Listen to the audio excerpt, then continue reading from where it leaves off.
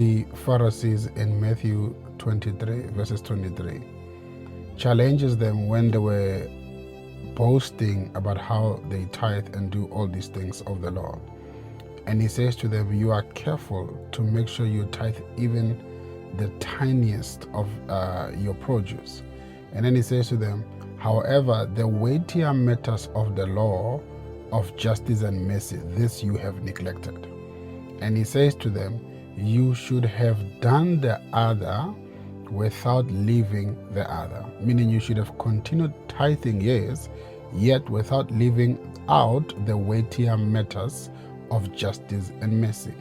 And this is a principle that Jesus has given to us as his children, that when coming to doing this thing of God and life, you should do the other without leaving out the other aspects.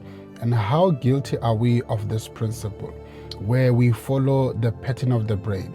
You know, the brain looks for the easier path to doing things. So it works on pattern recognition because it's a lot easier to follow a certain pattern than to do chaos. So if the brain notices a left, it will go with the left always. And so we've become wired like that ourselves. I'm only going to do left, I'm not going to do right. I'm going to do this one thing and not do the other thing. And Jesus challenges them and said, no. You should have done the other without leaving out the other. And this explains why many of us, our success is lopsided, where it's lopsided to the one thing the only thing that you've given your all to it, and every other thing you've neglected, and you become a failure in those areas because you do the other and you leave out the other. And it's a principle that we're supposed to live by day to day, not just one day. That of this day, what are the things that I'm supposed to give myself to, that I've given my everything to, but has resulted in me sacrificing the other, which are crucial to my total being? Because God did not make us binary.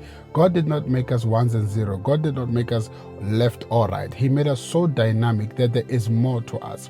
I mean, if you look at everyday life, you have to pay the bills, yet you have family to take off. You have yourself to take off. You have your relationship with God to take off.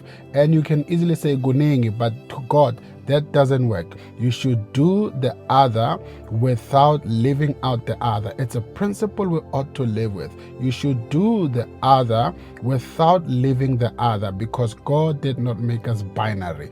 God did not make us left or right. He made us to be dynamic so that you are an all-rounder. You are a human being who's well-rounded in terms of his success and going forward. Your relationship with God should